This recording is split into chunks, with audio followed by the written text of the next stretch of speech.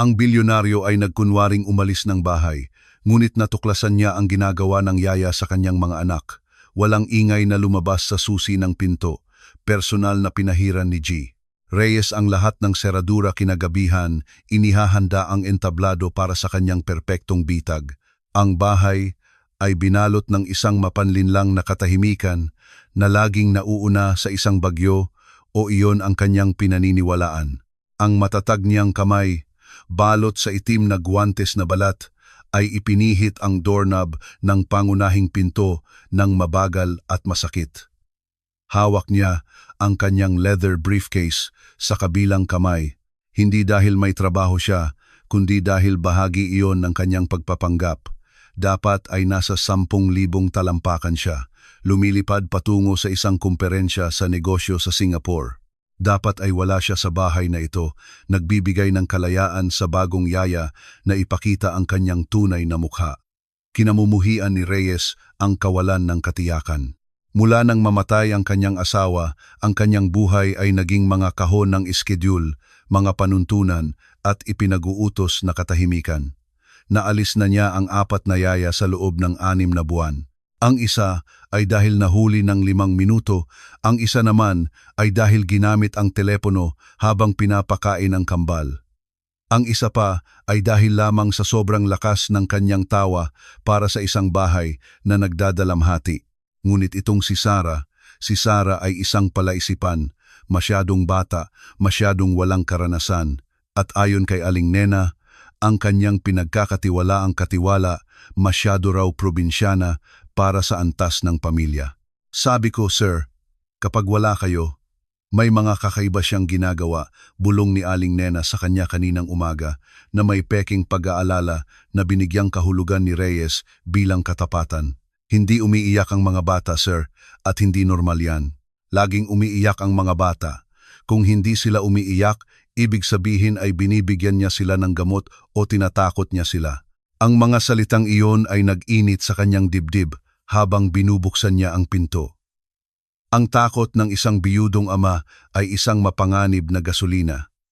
Nagiging galit ito bago pa magkaroon ng ebidensya. Pumasok si Reyes, maingat na inilapag ang briefcase sa sahig at pinatalas ang kanyang pandinig. Umaasa siya ng iyak. Umaasa siyang makita si Sarah na natutulog sa sofa. Umaasa siyang makita ang telebisyon na nakabukas ng malakas, ngunit ang narinig niya ay bumalot sa kanya ng lamig sa labi. Hindi iyon iyak, hindi telebisyon, kundi isang malalim, malakas at maindayog na tunog. Malakas na halakhak, hindi isang maliit at mahiyain na tawa, kundi isang malalim na tawa na nakakasakit ng tiyan at hindi niya narinig sa bahay na ito ng mahigit 1 taon. Iyon ang kanyang mga anak, sina Lucas at Mateo. Naramdaman ni Reyes ang paninikip ng kanyang tiyan dahil tumatawa sila, pag-usisa at gulat ang pinaghalong emosyon. Naglakad siya sa pasilyo. Ang kanyang Italian leather shoes ay halos hindi dumampi sa makintab na sahig na kahoy, ginagabayan ng tunog ng kakaibang kagalakan na naramdaman niya bilang personal na insulto sa kanyang taimtim na tahanan.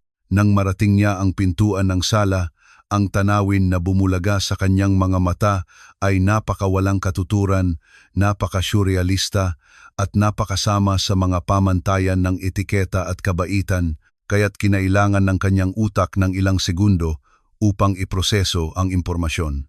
Ang sala, na karaniwan ay isang templo ng minimalistang kaayusan at neutral na kulay, ay mukhang entablado ng isang avant-garde na palabas sa teatro.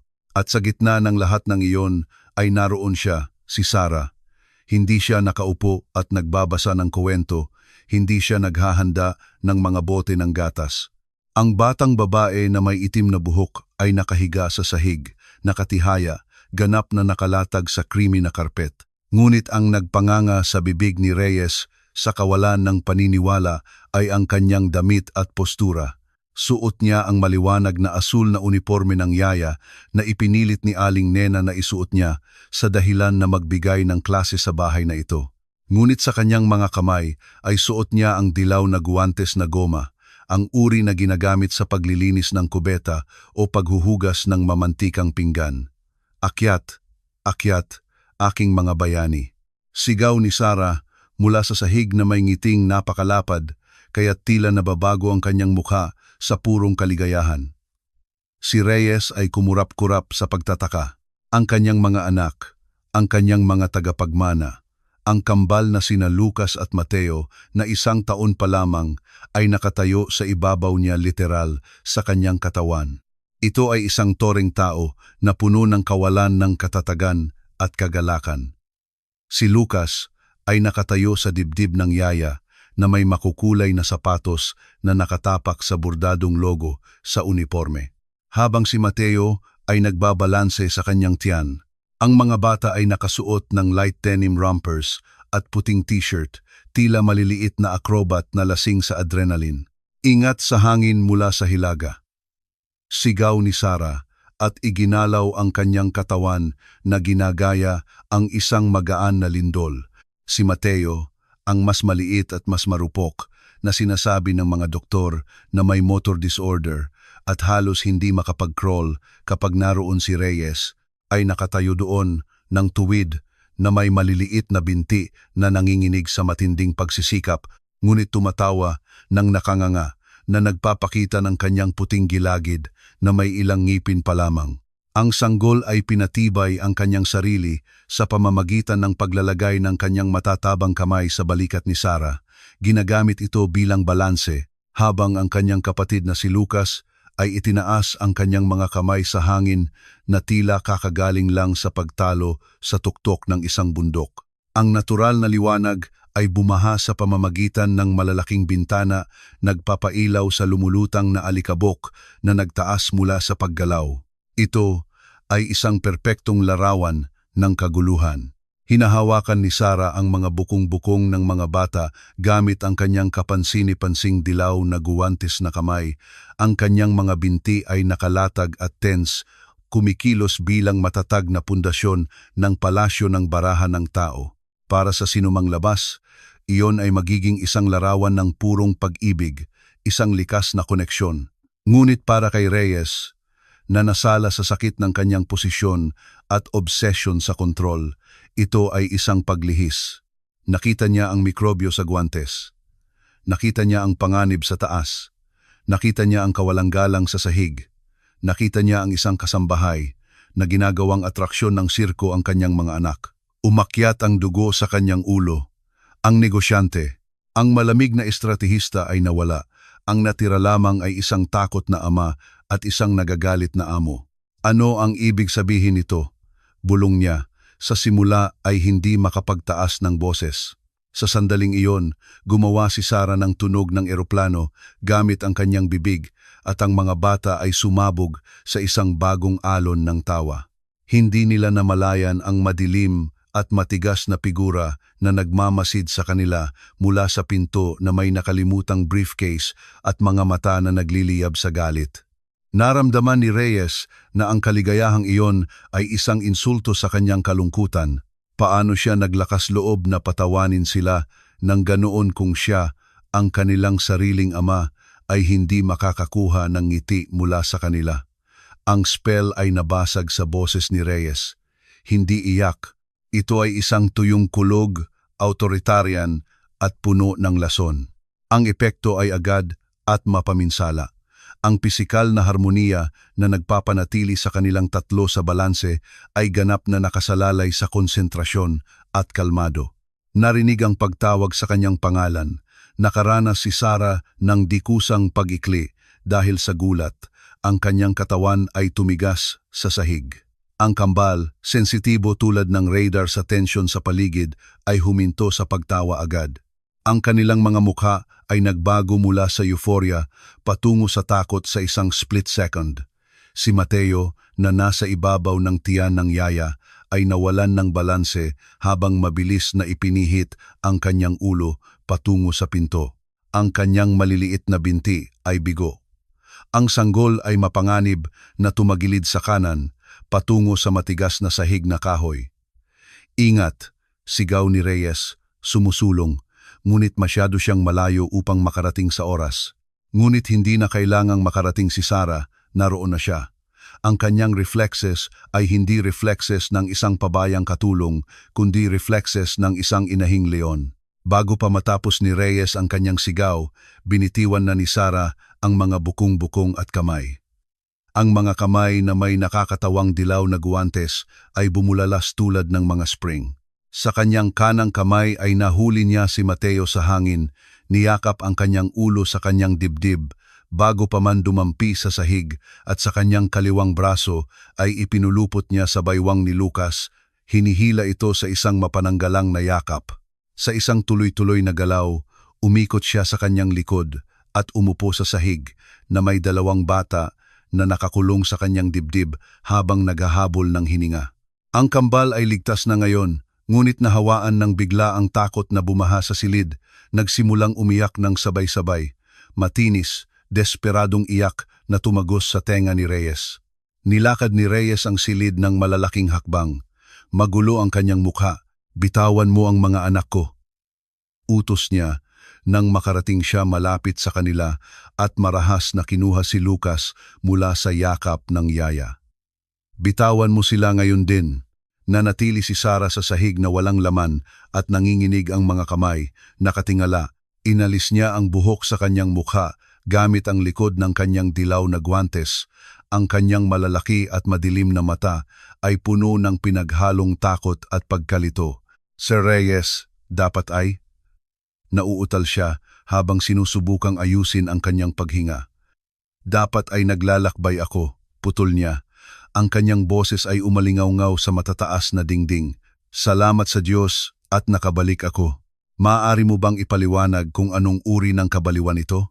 Kinakalong ni Reyes si Lucas na nagpupumiglas sa kanyang mga braso, ipinapawagayway ang kanyang maliliit na kamay patungo kay Sarah at sumisigaw, "Yaya, yaya."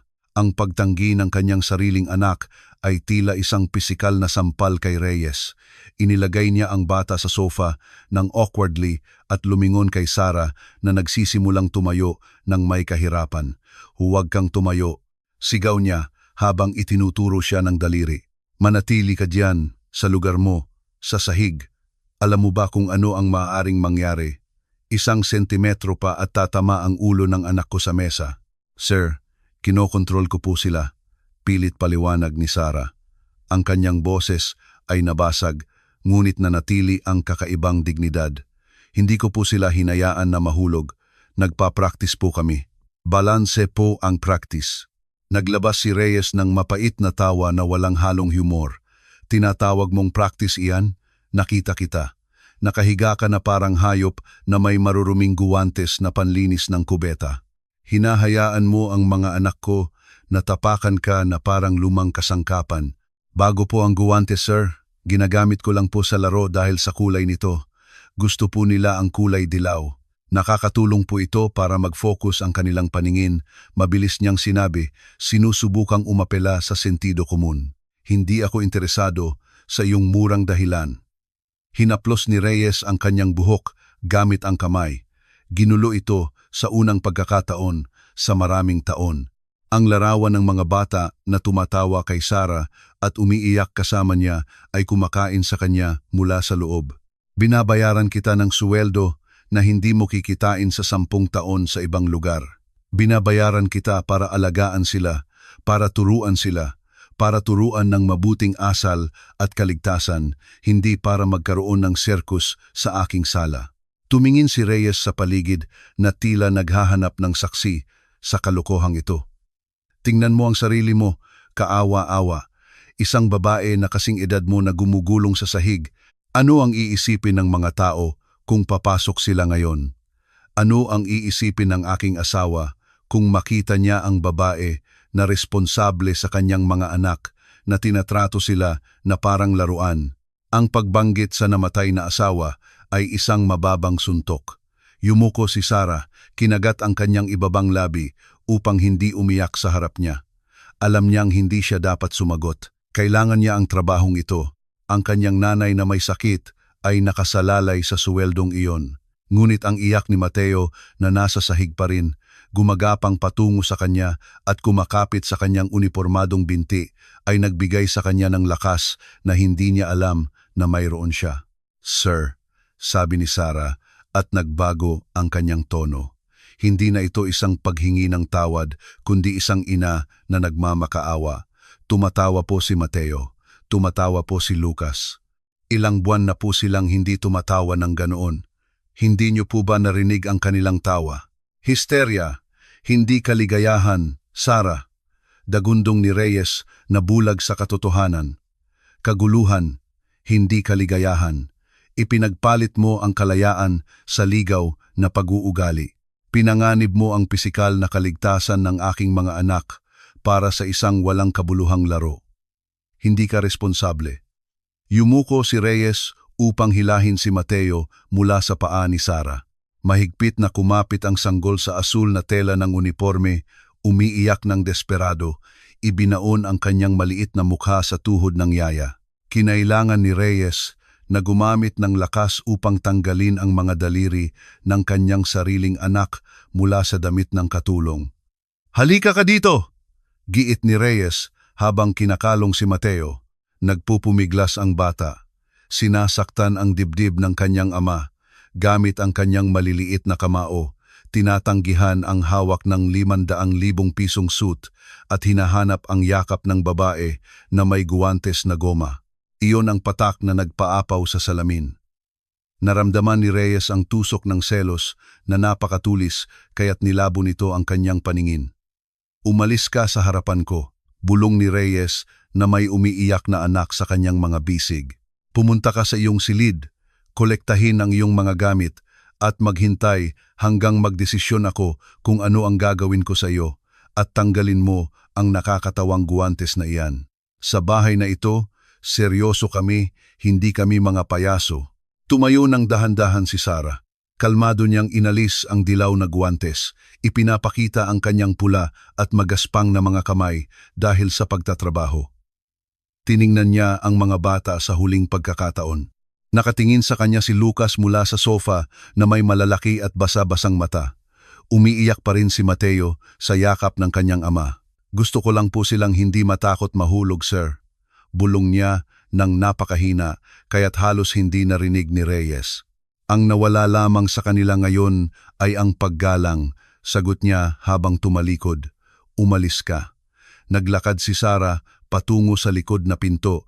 Bawat hakbang ay tila isang pagkatalo. Sa likod niya, lumakas ang iyak ng kambal. Pinupuno ang bahay ng tunog na hindi nakagalakan, kundi isang nakakasakit na pangangailangan. Nakatayo si Reyes ng mag-isa sa gitna ng kanyang perpektong sala na may 2 anak na hindi siya gusto at isang tagumpay na tila abo. Sa dulo ng pasilyo, ang anino ni Aling Nena ay nagmamasid sa tanawin at isang baluktot at malupit na ngiti ang lumitaw sa kanyang tumatandang mukha. Ang plano ay nagtagumpay ng perpekto o hindi bababasa, ganoon ang tila ang katahimikan na labis na minahal ni G. Reyes ay napatay at sa halip ang kaguluhan ng matinis at hindi magkakaugnay na iyak ang umiral sa marangyang bahay. Sina Lucas at Mateo ay hindi umiyak na parang mga spoiled na bata na humihingi ng candy. Umiyak sila nang may malalim na pag-aalala ng pag-iisa. Umupo si Reyes sa gilid ng creamy leather sofa. Matigas ang kanyang katawan at baluktot ang kanyang mga braso. Sinusubukan niyang kalungin si Mateo na binabaluktot ang kanyang likod nang may nakakagulat na lakas para sa kanyang laki, sumisigaw patungo sa pasilyo kung saan nawala si Sarah. Sa kabilang dulo ng sofa, sinasaktan ni Lucas ang unan gamit ang kanyang saradong kamao. Pula ang kanyang mukha at naliligo sa luha at sipon, tinatanggihan ang anumang pagtatangka ng aliw mula sa kanyang ama. "Sapat na," sigaw ni Reyes. Ngunit ang kanyang boses, na sanay magbigay ng utos sa mga soundproof na boardroom, ay nabasag sa harap ng histerya ng kanyang sariling mga anak. "Lucas, Mateo, tumahimik. Si Papa nandito." Ngunit si Papa ay isang estranghero na may madilim na suit at amoy ng mamahaling pabango, isang nanghihimasok sa kanilang mundo ng laro at init. Naramdaman ni Reyes ang tusok ng kawalan ng kapangyarihan sa kanyang dibdib. Mayroon siyang bilyon-bilyon sa kanyang bank account. Kinokontrol niya ang mga internasyonal na kumpanya, ngunit hindi niya mapatigil ang pag-iyak ng 20 taong gulang na sanggol. Pakiramdam niya ay maliit siya, pakiramdam niya ay nabigo siya, at ang pakiramdam ng kabiguan ay mabilis na naging puot sa dahilan ng lahat, si Sarah. Sa sandali ng matinding kahinaan, lumitaw ang anino. Hindi naglalakad si Aling Nena, kundi dumudulas. Pumasok siya sa silid nang may katumpakan ng isang mandaragit na nakakaamoy ng dugo. May dalang baso ng tubig na may yelo sa isang perpektong pinakintab na silver tray. Ang kanyang madilim na kulay abong uniforme ay perpekto, walang bahid, walang kulubot, ganap na kabaligtaran sa kaguluhan ng buhay na kinakatawan ni Sarah. Ang kanyang mukha na may markang mga linya ng kapaitan na nakatago sa likod ng maskara ng epektibong serbisyo ay nagpakita ng masamang kasiyahan na hindi kayang basahin ni Reyes sa kanyang desperasyon. Sir Reyes, aniya sa isang malambot at madulas na boses, inilapag ang tray sa mesa na may mahinang kalansing. Uminom po kayo ng kaunting tubig. Mukha po kayong maputla. Sinabi ko na po sa inyo na magiging stressful ang biyahe pa uwi. Kinuha ni Reyes ang baso, bahagyang nanginginig ang kanyang kamay. Nagbanggaan ang yelo sa baso. Ayaw nilang tumahimik, Aling Nena. Ayaw nilang tumahimik, bulong niya habang pinupunasan ang kanyang pawis na noo. 10 minuto na silang ganyan. Ano ang ginawa ng babaeng iyon sa kanila? Huminga ng malalim at teatrikal si Aling Nena habang yumuyuko ng may peking lambing patungo kay Lucas. Bagamat hindi niya ito hinahawakan, tila ang bata ay isang nakakahawang bagay sa museo. Ano ang ginawa niya, sir? Ang tanong ay, ano ang hindi niya ginawa? Bulong ng katiwala, nag-i-inject ng lason ng patak-patak. Pinapansin niya sila, ginagawa silang ligaw. Nakita niyo po kung paano siya nakahiga sa sahig na may nakabukang binti at ang mga guwantes na goma na iyon, mukha siyang. Huminto siya sandali ng dramatiko. Naghahanap ng salitang pinakamakasakit sa konserbatibong pagmamataas ni Reyes. Mukha siyang babaeng kalsada, hindi isang tagapagturo. Hinawakan ni Reyes ang baso. Ang larawan ni Sarah sa sahig na tumatawa ay bumalik sa kanyang isip. Ngayon, nasala sa mga salita ni Aling Nena, ang tanawin ay tila grotesko at marumi. Sinabi niya na laro iyon, mahinang pagtatanggol ni Reyes, hindi dahil gusto niyang ipagtanggol si Sarah, kundi dahil kailangan niyang maniwala na hindi iyon ganun kasama. Laro? Naglabas si Aling Nena ng tuyong tawa. Tinitigan siya ng diretso sa mata ng may buong kaseryosohan at habag. Sir, 40 taon na po akong naglilingkod sa mga pinakamagagandang bahay sa syudad na ito. Nakakita na po ako ng mga profesional na yaya. Nagbabasa po sila ng libro, nagtuturo ng wika, pinapanatiling malinis at maayos ang mga bata. Itong batang ito, si Sarah na ito, galing sa putikan, sir, at putikan lang ang kaya niyang ibigay. Inihagis ni Lucas ang isang laruang kahoy na tumama sa binti ni Aling Nena. Halos hindi kumurap ang babae, ngunit ang kanyang mga mata ay kumislap ng may lamig ng yelo patungo sa sanggol bago bumalik ang tingin kay Reyes ng matamis. Tingnan niyo po sila. Agresibo sila. Wala sila sa kontrol. Iyan ang itinuro niya sa kanila. Kawalang galang. Nasiyahan siyang makita kayong nawawalan ng kontrol. Iyon ang paraan niya upang makaramdam ng kapangyarihan. Laging naiinggit ang mga mahihirap na babae sa mga disente. Gusto niyang maging ina. Gusto niyang palitan ang posisyon ng yumaong ginang Elena. Ang pagbanggit sa namatay na asawa ay ang huling trigger. Mabilis na tumayo si Reyes, iniiwan si Mateo sa sofa. Ang sakit ng kawalan ng kanyang asawa ay isang sugat na hindi kailanman gumaling. At ang ideya na may sinumang nagtatangkang kumuha ng sagradong lugar na iyon ay bumulag sa kanya sa galit. Hinding-hindi siya magiging tulad ng aking asawa, giit ni Reyes na may matigas na panga. Oo naman po, sir. Ang yumaong ginang Elena ay isang anghel, isang kagalang-galang na babae. Ang batang ito ay amoy klorin at murang pawis. Dagdag ni Aling Nena na lumapit ng isang hakbang pa, binaba ang kanyang boses sa isang bulong ng pagsasabuatan. Ngunit inosente ang mga bata. Naguguluhan sila.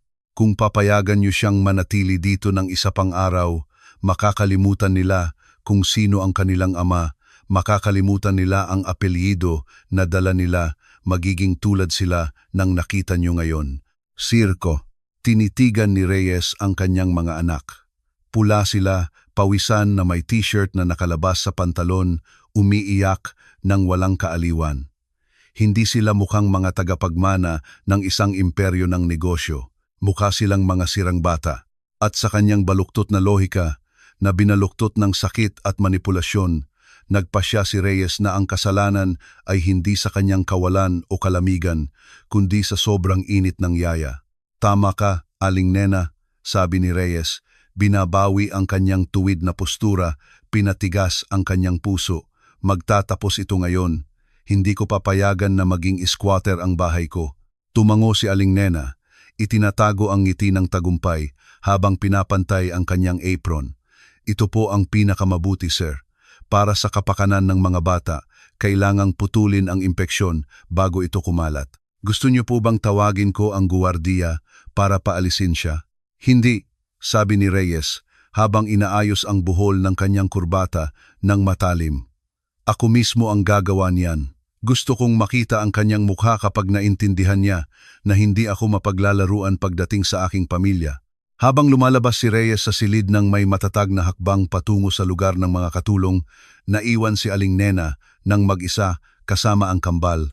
Tinitigan niya sila ng may pandidiri, kinuha ang panyo mula sa kanyang bulsa at nilinis ang lugar kung saan siya tinamaan ng laruan ni Lucas.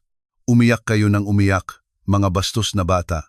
Bulong niya sa mga sanggol na umiiyak pa rin. Tapos na ang party. Ang silid ng katulong ay nasa dulo ng isang makitid na pasilyo sa likod ng kusina. Ang architectural na hangganan na naghihiwalay sa luho mula sa paggawa. Nakatayo si Sarah doon sa tabi ng kanyang maliit na kama. Hindi siya nag-unpack ng maraming gamit dahil sa kaibuturan ng kanyang puso. Laging siyang natatakot na darating ang sandaling ito. Ang kanyang bag. Ang lumang canvas bag na may luma ng zipper ay nakabukas sa kama. Ang kanyang mga kamay na wala ng dilaw na guwantes ay nanginginig habang pinipilipit ang kanyang pang-araw-araw na damit. Hindi siya umiyak dahil sa pagkaalis sa trabaho. Naalis na siya sa trabaho dati ng mga demanding na amo. Umiyak siya dahil naririnig niya ang mga sigaw ni na Lucas at Mateo na tumagos sa mga dingding ng bahay. Tinatawag siya. Bawat yaya ay isang tusok sa kanyang dibdib. Alam niyang kailangan ni Mateo ng masahe sa kanyang binti bago matulog sa hapon o sa sakit ang kanyang mga kalamnan. Alam niyang kailangan ni Lucas na kantahan ng lullaby o hindi siya matutulog. At alam niyang si G. Reyes, sa lahat ng kanyang kayamanan, ay walang alam tungkol doon. Bumukas ang pinto ng walang katok. Hindi katok, kundi isang pagsalakay. Pumasok si Reyes, pinupuno ang maliit na espasyo ng kanyang napakalaking presensya at kanyang pinipigilang galit. Ang silid ay biglang naging napakaliit. Tapos ka na? Tanong niya. Ang kanyang boses ay parang yelo. Walang sigaw ngayon. Tanging isang tahimik at mapaminsalang paghamak. Humarap si Sarah, yakap ang isang t-shirt sa kanyang dibdib, tila isang kalasag. Inaayos ko lang po ang mga gamit ko, sir. Kailangan ko lang po ng ilang minuto. Lumakad si Reyes papasok. Sinuri ang silid na may ekspresyon ng pagkasuklam. Tila ang hangin doon ay may mas mababang kalidad. Nakita niya ang isang drawing na nakadikit sa dingding gamit ang scotch tape. Isang crayon drawing na ginawa ni Lucas kinabukasan. Iningatan iyon ni Sarah na tila isang kayamanan. Pinunit ni Reyes iyon sa dingding ng marahas. Malakas ang tunog ng punit na papel sa tense na katahimikan. Huwag kang magdadala ng anumang hindi sa iyo, sabi ni Reyes habang nilamukos ang drawing at inihulog sa sahig na parang basura. Sa bahay na ito, lahat ay pag-aari ng pamilya, kasama na ang mga alaala ng aking mga anak. Naramdaman ni Sarah ang pag-akyat ng dugo sa kanyang pisngi. Ang paghamak ay hindi tungkol sa pera, ito ay isang pagtanggi sa kanyang pagkatao. Regalo po iyan ni Lucas sa akin, sir. Papel lang po iyan, sabi niya, nang nanginginig ang boses, ngunit nananatiling nakatingin. Para sa iyo, iyan ay isang tropeo. Ebidensya na nagtagumpay ka sa pagmamanipula sa kanila, sagot ni Reyes habang kinukuha ang kanyang leather wallet mula sa kanyang loob na bulsa. Binuksan niya ang wallet at kumuha ng makapal na bigkis ng pera nang hindi binibilang. Narito, ito ang iyong sweldo para sa buong buwan, plus separation pay. Ito ay higit pa sa iyong karapat-dapat para sa kasuklam-suklam na palabas na ginawa mo ngayon sa aking sala. Inihagis niya ang pera sa kama sa tabi ng nakabukas na bag. Nagkalat ang pera, ilang piraso ang dumulas sa sahig. Ito ay isang kalkuladong galaw upang maramdaman niyang maliit siya. Isang komersyal na transaksyon upang bilhin ang kanyang katahimikan at pag-alis. Kunin mo at umalis ka. Ayaw kitang makita muli malapit sa ari-arian na ito. Kung malalaman ko na sinubukan mong kontakin ang mga bata, tatawagan ko ang pulis. Mayroon akong mga abogado na kayang sirain ang iyong buhay. Bago ka pa man makakurap, tinitigan ni Sarah ang nakakalat na pera. Maari nitong bayaran ang gamot ng kanyang nanay sa loob ng 3 buwan. Ngunit sa sandaling iyon, ang pera ay naramdamang marumi. Huminga siya ng malalim, nilunok ang kanyang pagmamataas at itinaas ang kanyang paningin kay Reyes. Ang kanyang madilim na mata, na karaniwan ay malambot, ay kumikislap ngayon ng may dignidad na hindi inakala ni Reyes na mayroon sa isang taong nakasuot ng murang uniforme. Si Reyes, aniya, binabalewala ang pera.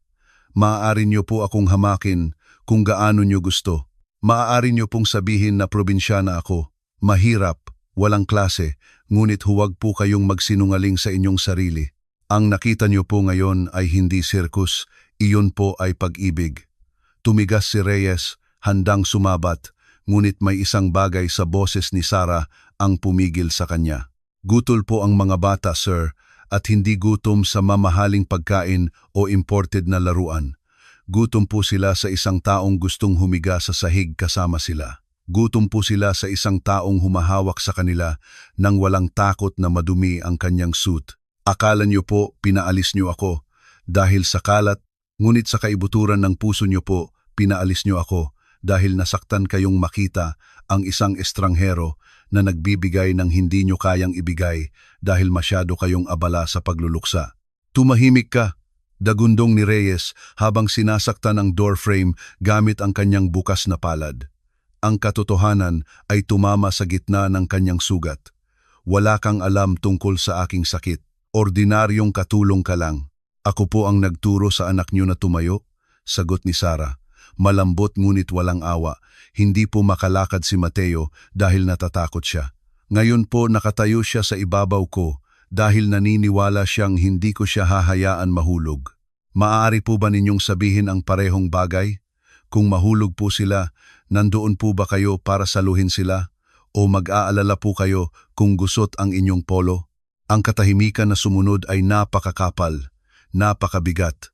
Humihinga ng malalim si Reyes. Pula ang kanyang mga mata. Gusto niyang sigawan si Sarah, gusto niyang itulak palabas, ngunit ang mga salita ni Sarah ay nanuot tulad ng splinter sa kanyang kamalayan. Ang larawan ni Mateo na nakatayo, nagbabalanse, ay umikot sa kanyang isip. Lumabas ka! Bulong ni Reyes habang itinuturo ang pinto. Lumabas ka sa bahay ko ngayon. Isinara ni Sarah ang kanyang bag. Hindi niya kinuha ang pera sa sahig. Kinuha lamang niya ang isang bigkis na nahulog sa kama na sapat para sa kanyang mga araw ng trabaho at iniwan ang natitira. Ang nakakahiya na tip ay nakakalat sa bedsheet. Isinabit niya ang bag sa kanyang balikat at lumakad patungo sa pinto. Kinailangan ni Reyes na umalis upang payagan siyang dumaan. Hindi niya ibinaba ang kanyang ulo. Habang dumadaan sa kanya, huminto siya ng 1 segundo. Hindi niya tinitigan ang kanyang mga mata. Tiningnan niya ang pasilyo na patungo sa mga silid ng mga bata. Si Mateo po ay makakatulog lang kung hahaplusin niyo ang kanyang likod ng pabilog pa kanan, sabi niya nang nabasag ang boses. At takot po si Lucas sa kumpletong dilim. Pakihayaan po lang na nakabukas ang ilaw sa pasilyo. At sa huling instruksyon na iyon, isang leksyon ng pag-ibig na nagkukunwari bilang teknikal na payo, lumabas si Sarah sa silid ng katulong at tumawid sa kusina patungo sa likod na pinto. Si Reyes ay nakatayo ng mag-isa sa maliit na silid, napapalibutan ng perang walang gustong kumuha at ng alingaunggaw ng katotohanan na hindi niya gustong tanggapin. Mula sa sala, ang iyak ng kambal ay nagbago, hindi na histerya. Ngayon, iyak na pagod, paos, puno ng pagpapaubaya. Ang tunog ng isang bahay na muling bumalik sa malamig, maayos at napakalungkot. Tinitigan ni Reyes ang gusot na drawing sa sahig, isang pagbulwak ng kulay sa kanyang kulay abong mundo. At sa unang pagkakataon sa mahabang panahon, naramdaman niya ang nakakatakot na takot na mag-isa kasama ang kanyang sariling mga anak. Ang pasilyo na nagkokonekta sa kusina sa likod na pinto ay hindi kailanman naramdamang ganito kahaba. Naglakad si Sarah na nakataas ang ulo, bagamat sa loob ay naramdaman niyang tila tingga ang kanyang mga binti. Bawat hakbang ay naglalayo sa kanya sa mga bata at ang katahimikan na iniwan niya ay napakapanlinlang. Nang dumampi ang kanyang kamay sa doorknob ng likod na pinto, isang nakakasakit na sigaw ang pumutol sa kapaligiran. Hindi iyak ng tantrum, iyon ay tunog ng ganap na pagkaalarma. Si Mateo, ang iyak ay naging marahas na pag-ubo. Nanigas si Sarah, sumisigaw ang kanyang likas na ugali na bumalik, ngunit ang kanyang dignidad at ang utos ng pagpapaalis ay nagpako sa kanyang kinalalagyan. Sandali, ang boses ni Reyes ay umalingaw-ngaw mula sa arko ng kusina. Hindi ito pakiusap, ito ay isang panawagan ng pagkaapurahan na nagkukunwari bilang autoridad. Dahan-dahang lumingon si Sarah. Naroon si Reyes. Magulo ang kanyang buhok, maluwag ang kanyang kurbata, maputla ang kanyang mukha. Sa kanyang mga bisig, si Mateo ay marahas na nagbaluktot. Lila ang kanyang mukha sa pag-iyak. Tinatanggihan ang kontak sa kanyang ama na tila ang kanyang mamahaling suit ay gawa sa tinik. Ayaw niyang tumahimik, sabi ni Reyes. Malakas ang kanyang paghinga, ang kanyang pagmamataas, 5 minuto na ang nakalipas ay nabasag. Ang makapangyarihang lalaki na nagpapagalaw ng bilyon-bilyon sa isang tawag sa telepono ay hindi mapatigil ang pag-iyak ng isang 2 kilogram na sanggol. Sinubukan kong gawin ang sinabi mo tungkol sa likod, ngunit hindi ito gumana. Nagkasakit siya. Ibinaba ni Sarah ang kanyang bag. Ang tunog ng canvas na bumagsak sa sahig ay ang tanging sagot. Naglakad siya patungo sa kanya hindi bilang isang katulong, kundi bilang isang eksperto na pumapasok sa isang disaster zone. Ibigay mo siya sa akin, utos niya. Ang kanyang boses ay malambot, ngunit may bakal sa loob nito na hindi tumatanggap ng pagtutol. Si Reyes, na natalo sa desperasyon, ay ibinigay ang bata.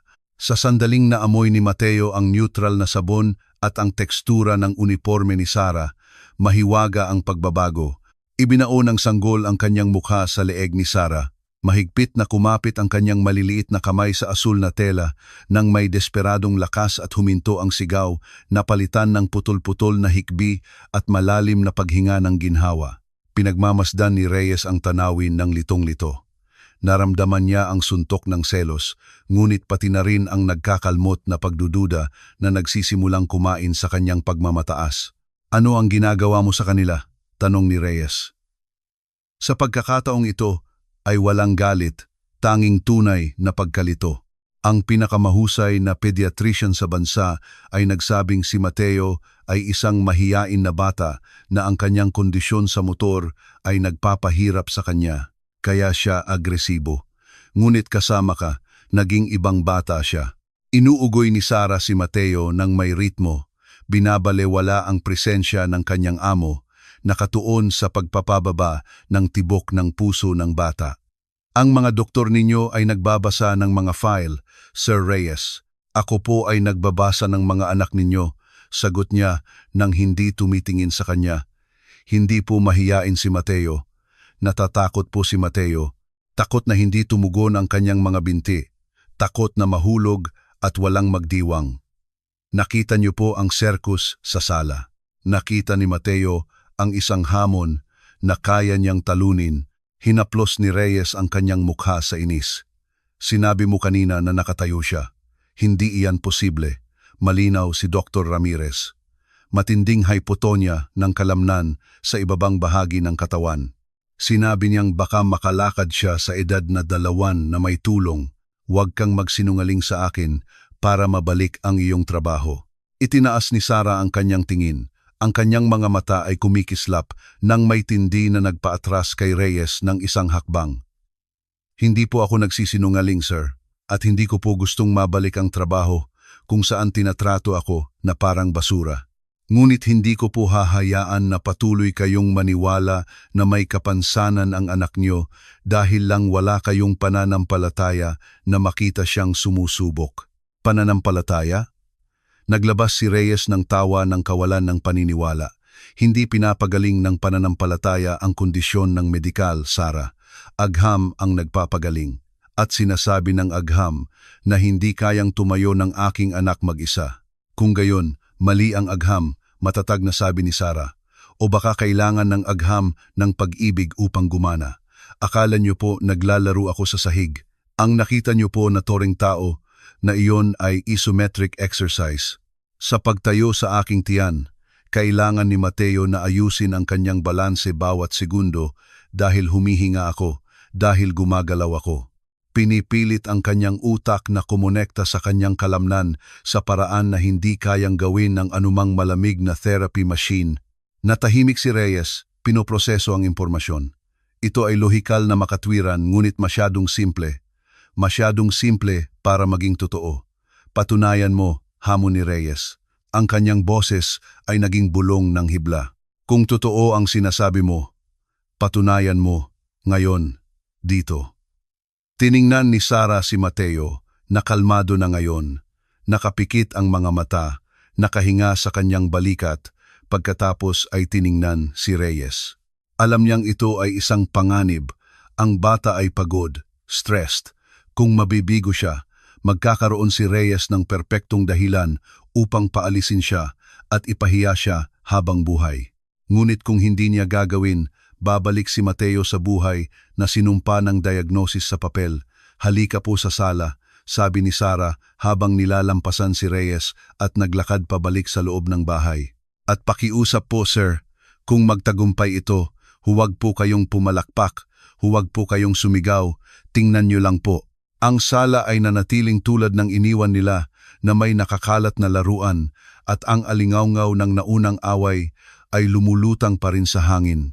Si Lucas na naiwan ng mag-isa sa sofa ay umiiyak ng mahina, itinaas ang kanyang ulo nang makita si Sarah na pumasok. Ipinawagayway niya ang kanyang mga kamay, ngunit malumanay na sininyasan ni Sarah na maghintay gamit ang kanyang kamay. Isang senyales na agad na naintindihan ng bata. Lumabas si Aling Nena mula sa gilid ng pasilyo, naakit ng hindi inaasahang pagbabalik. Nakita niyang muli si Sarah sa sala, bumaluktot ang kanyang mukha sa galit. Sir, ano pa ang ginagawa ng babaeng ito dito? Bulalas niya. Sumusulong ng mabilis. Akala ko nalinis na natin ang bahay. Aling Nena, tumahimik ka. Giit ni Reyes nang hindi tinitingnan siya, ang kanyang mga mata ay nakatitig kay Sarah at sa kanyang anak. Ang tono ay napakatulis kaya't biglang huminto ang matandang babae nang nakanganga ang bibig, nasaktan at nagulat. Nakatayo si Reyes malapit sa doorframe na naka-crossed arms, isang defensive na postura na nagtatago ng kanyang tensyon. Gusto niyang maniwala, ngunit natatakot siyang madismaya muli. Naglakad si Sarah sa gitna ng creamy na karpet, dahan-dahan siyang lumuhod, kahilera ng mata ni Mateo. Nang may walang katapusang lambing, binitiwan niya ang bata mula sa kanyang dibdib at pinatayo sa karpet. Ang kanyang malalaki at mainit na mga kamay ay sumuporta sa baywang ng bata. Umugoy si Mateo. Ang kanyang maliliit na binti na balot sa denim rompers ay nanginginig ng malinaw. Likas siyang naghanap ng hawakan sa damit ni Sarah. Bahagyang umimik. Hinihawakan mo siya, akusa ni Reyes mula sa pinto. Puno ng pagdududa ang kanyang boses. Kung bibitawan mo siya, mahuhulog siya. Ganoon ang laging nangyayari. Mateo, tumingin ka sa akin, tumingin ka sa akin, aking mahal. Malakas ka, higante ka, bulong ni Sarah nang hindi inaalis ang tingin sa mata ng bata. Binitiwan ni Sarah ang kanyang kamay mula sa baywang ng bata, ngunit iniwan ito ng ilang milimetro mula sa kanyang katawan, handang sumalo, lumilikha ng isang di nakikitang kalasag ng seguridad. Nakatayo si Mateo doon, umuugoy na parang dahon na tinatangay ng hangin. Nakabaluktot ang kanyang mga tuhod. Mahuhulog siya, bulong ni Aling Nena ng may nakakalasong tono. Ito ay kalupitan. Sinabi ko nang tumahimik ka. Dagundong ni Reyes na kumukulo ang puso sa kanyang lalamunan. Lumingalinga si Mateo nang may takot sa walang laman na espasyo sa paligid niya. Ang kanyang mga mata ay naghanap sa kanyang ama. Ngunit si Reyes ay isang malayo at malabong estatwa. Pagkatapos, bumalik ang kanyang mga mata kay Sarah. Naroon siya, nakangiti ng may nakasisilaw, nangiti na nangangako na magiging maayos ang lahat.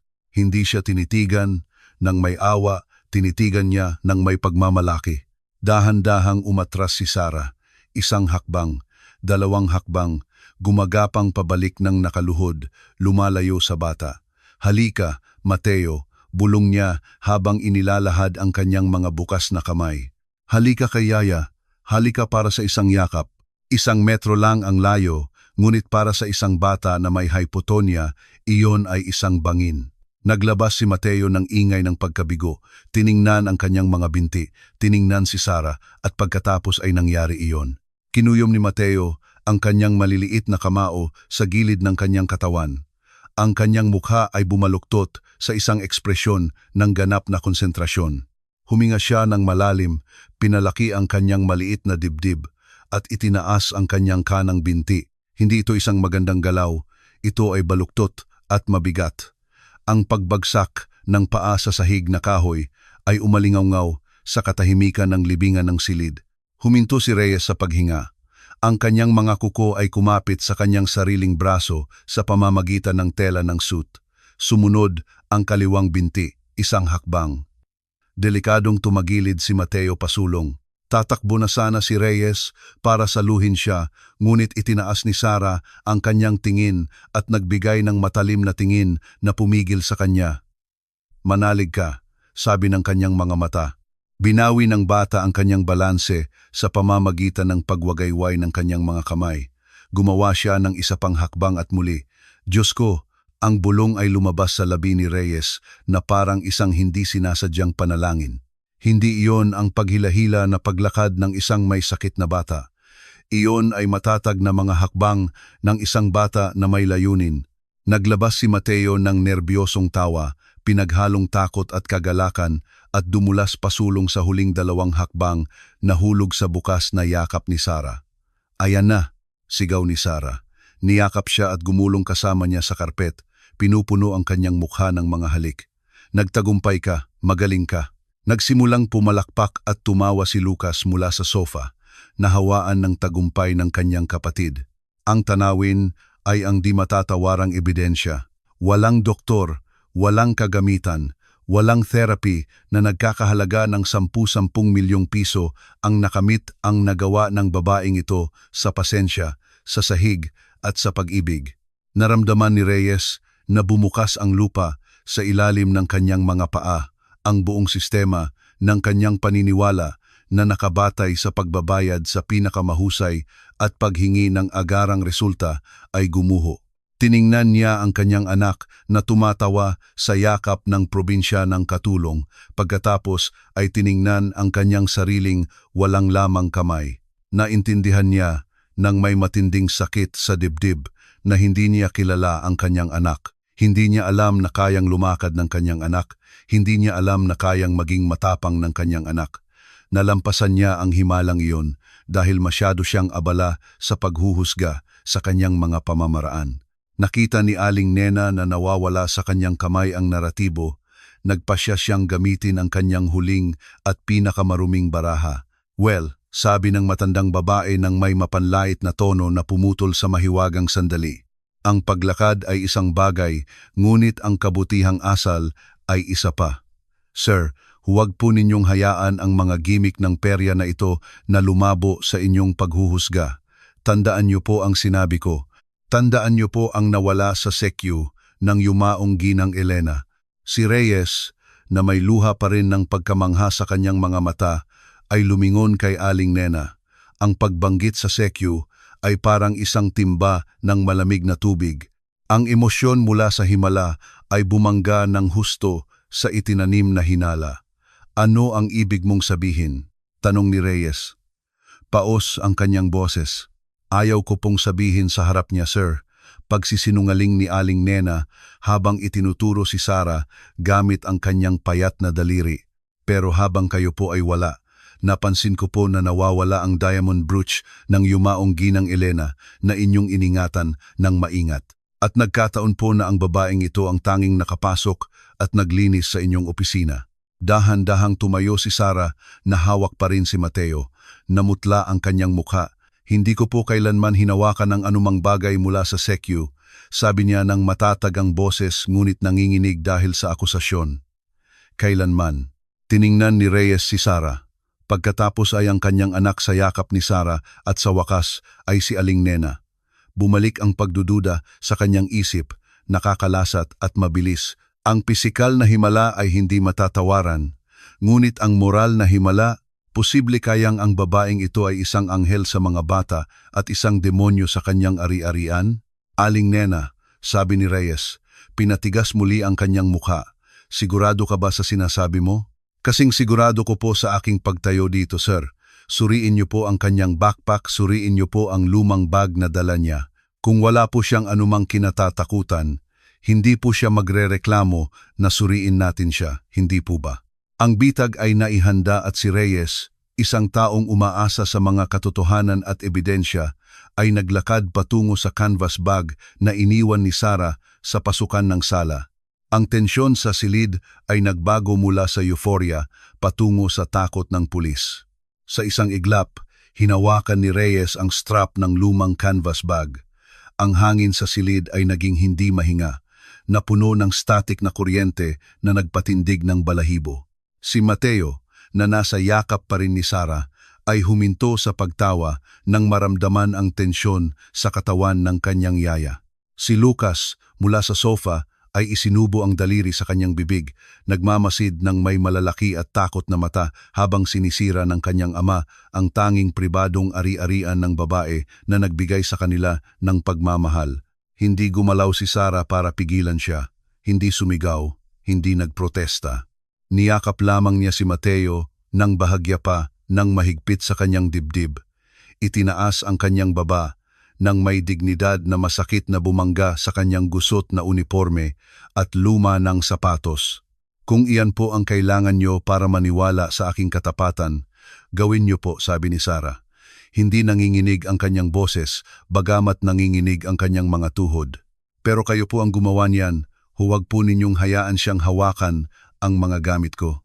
Tiningnan ni Reyes si Aling Nena na naghihintay nang may sakim ng ngiti na umaasa sa kislap ng brilyante sa gitna ng simpleng damit. Pagkatapos, sa isang matalim na galaw, inihulog ni Reyes ang laman ng bag sa salamin na mesa sa tabi ng isang antigong plorera na nagkakahalaga ng higit pa sa buong buhay ng katulong. Bumagsak ang mga gamit, ngunit walang mabigat na tunog ng alahas. Nahulog ang isang sipilyo ng buhok na luma na ang mga bristles. Nahulog ang 2 pares ng puting medyas na tinatapalan sa takong. Nahulog ang isang kahon ng gamot sa alta presyon na may presyo pa rin ng generic na botika at nahulog ang isang maliit na larawan na ginawang laminated sa bahay. Wala nang iba, walang brooch, walang pera, walang mahalagang bagay. Ang katahimikan na sumunod ay nakabibingi. Inikot-ikot ni Reyes ang mga gamit-gamit ang kanyang kamay, umaasa na makahanap ng double bottom, isang lihim na bulsa, isang bagay na magpapatunay sa akusasyon at sa kanyang sariling hinala. Ngunit hinawakan lamang niya ang marangal na kahirapan ng isang babaeng nagtatrabaho. Kinuha niya ang larawan. Ito ay isang malabo na larawan ng isang matandang babae sa wheelchair na nakangiti ng may parehong init tulad ni Sarah. Sa likod nito, nakasulat sa nanginginig na sulat kamay, para hindi mo makalimutan kung para kanino ka lumalaban, anak. Naramdaman ni Reyes ang biglaang pagduwal. Ang kahihiyan ay umakyat sa kanyang leeg na parang paso. Nilabag niya ang privacy ng isang taong nag-iingat lamang ng gamot para sa kanyang ina at mga alaala. Wala, bulong ni Reyes. Binitiwan ang larawan na tila ito ay mainit. Si Aling Nena, na ang mukha ay nagbago mula sa katiyakan patungo sa kawalan ng paniniwala, ay sumulong nang nawalan ng kontrol. Hindi pwede. Nandyan po yan. Sigaw ng matandang babae na sumugod sa mesa at sinira ang mga lumang medyas gamit ang kanyang payat na kamay. Baka nasa bulsa ng uniforme niya. Suriin niyo po siya. Tuso ang magnanakaw. Sapat na, Aling Nena. Ang sigaw ni Reyes ay nagpatunog sa salamin ng bintana. Hinawakan niya ang pulso ni Aling Nena bago pa man mahawakan ng babae si Sara. Tinitigan niya ito ng may malamig na galit, pinaghalong pagkadismaya at pagkasawa. Sapat na ang kahihiyan para sa araw na ito, sabi ni Reyes. Binitawan ang kamay ng katiwala ng may pandidiri. Wala, nagkakamali ka o mas masahol pa, nagsisinungaling ka. Sir, hindi po ako kailanman. Nagsimulang magtanggol si Aling Nena, umatras ng maputla. Pumunta ka sa kusina ngayon. Utos niya nang hindi tinitingnan siya. Nang mawala ang matandang babae, bumubulong at hinihila ang kanyang lason sa pasilyo, naiwan si Reyes nang mag-isa kasama si Sara at ang mga bata. Nagbago ang kapaligiran, ngunit hindi ito lumuwag. Ang kahihiyan ni Reyes ay mabilis na naging isang depensibong hadlang. Hindi siya makapagsorry. Ang kanyang pagmamataas bilang makapangyarihang lalaki ay hindi marunong yumuko ng ganoon kababa nang hindi mababali. Kailangan niyang panatilihin ang kontrol. Kailangang manatiling amo. Kinuha niya ang kahon ng gamot at ang larawan. Ibinalik ito sa bag ng may matigas na galaw. Pagkatapos ay tiningnan si Sara. Hindi niya ito tinitigan ng may puot, kundi ng may malalim na kalungkutan na hindi niya makayanan. Napatunayan mo na kayang lumakad ng anak ko, sabi ni Reyes. Ang kanyang boses ay bumalik sa formal at malayo na tono ng boardroom at napatunayan mo na wala kang ninakaw ngayon. Napatunayan ko po na karapat-dapat akong tao, sir. Dapat po ay sapat na iyon, sagot niya.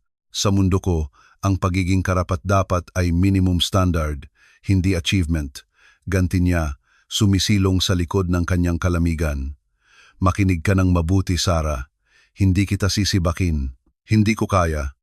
Hindi. Pagkatapos makita si Mateo kanina, malinaw na may impluensya ka sa kanila na hindi ko maintindihan, pero gumana. Bahagyang kumislap ang mga mata ni Sara, isang sinag ng pag-asa hindi para sa pera, kundi para hindi na kailangang iwan ang maliliit na bata. Ngunit putol ni Reyes habang itinaas ang kanyang daliri ng may autoridad, magbabago ang lahat. Mananatili ka, ngunit ikaw ay nasa probasyon. Totoong probasyon, walang laro sa sahig, walang sigaw, walang ligaw na pag-uugali. Gusto kong umasta ka tulad ng isang mataas na antas ng propesyonal. Naglakad si Reyes sa paligid niya, minamarkahan ang kanyang teritoryo. Lagi kang magsuot ng malinis at plansadong uniforme. Kakain ang mga bata sa mesa, hindi sa sofa. Kung maglalaro sila ng mga laruang pang-edukasyon, hindi gagawa ng toring tao. Gusto ko ng kaayusan, Sara. Gusto ko ng katahimikan pagkatapos ng oras. Gusto kong bumalik ang bahay na ito sa isang kagalang-galang na bahay, hindi isang palaruan. Mayroon kang isang linggo. Kung sa loob ng isang linggo makakita ako ng isang dilaw na guwantes na goma na nakakalat sa sala, aalis ka ng walang kusing. Naintindihan mo? Iyon ay isang malupit na kasunduan. Hiniling niya na manatili siya, ngunit pinagbawalan siya na gamitin ang parehong mga kasangkapan, ang mga laro, ang tawa, ang walang hadlang na pisikal na kontak na lumikha ng himala. Hiniling niya na pagalingin ang kanyang mga anak, ngunit nang hindi sila masyadong minamahal. Tiningnan ni Sara si Mateo na naglalaro sa pindutan ng kanyang uniforme. Alam niyang ang pagtanggap sa mga kondisyong ito ay parang pagsubok na patayin ang apoy gamit ang isang pipet. Ngunit tiningnan niya ang mga binti ng bata. Ang mga binti nakakalakad lang sa unang pagkakataon. Kung aalis siya, babalik ang mga binti na iyon sa pagiging bansot sa isang upuan. Naintindihan po, sir? Sabi niya ng mahina. Gagawin ko po ayon sa gusto ninyo. Inayos ni Reyes ang kanyang kurbata. Pakiramdam niya ay peke ang kanyang tagumpay. Bumalik ka sa iyong lugar. Bukas, sisimulan ko ang trabaho mula sa opisina sa bahay. Babantayan ko ang bawat galaw. Huwag mo akong bibiguin. Lumabas si Reyes sa silid ng hindi lumilingon, dala ang kanyang pag-iisa at iniiwan si Sara na may mapait na tagumpay. Mayroon siyang trabaho, ngunit ang kanyang kaluluwa ay pinagbawalan. Ang sumunod na 3 araw ay isang pagpapahirap na kulay abong velvet. Ang bahay, na dati binibinyagan ng pagsabog ng tawa, ay biglang bumagsak sa ilalim ng isang nakakasakal na kumot ng kabutihan. Tinupad ni G. Reyes ang kanyang pangako. Kinansela ang natitirang bahagi ng kanyang schedule sa Singapore at ikinulong ang sarili sa kanyang opisina. Isang silid na may madilim na kahoy sa unang palapag na may bahagyang bukas na pinto. Sapat lang para marinig ang nangyayari sa ibaba.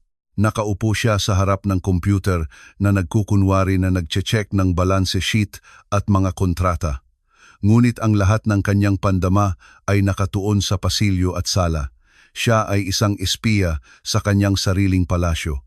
Gusto niyang patunayan sa kanyang sarili na tama siya, na ang kaayusan ay nagdudulot ng kapayapaan, na ang istruktura ay nagdudulot ng kapakanan.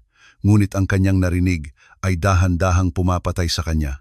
Narinig niya ang maindayog at malambot na mga hakbang ni Sara. Narinig niya ang kanyang boses na ngayon ay kontrolado. Sinasabi ang mga bagay tulad ng umupo ng maayos. Lucas, huwag mong itapon ang pagkain, mahal. Magagalit si Sir. Narinig niya ang katahimikan.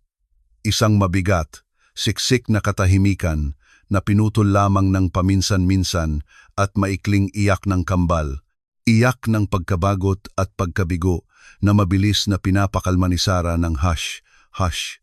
Walang malalakas na halakhak, walang takbuhan, walang buhay. Sa 2 araw, tinalo ng pag-usisa ang pagmamataas. Bumangon si Reyes mula sa kanyang ergonomic leather chair at naglakad ng patago patungo sa pinto. Sumilip siya sa pasilyo na nakaharap sa panloob na balkonahe.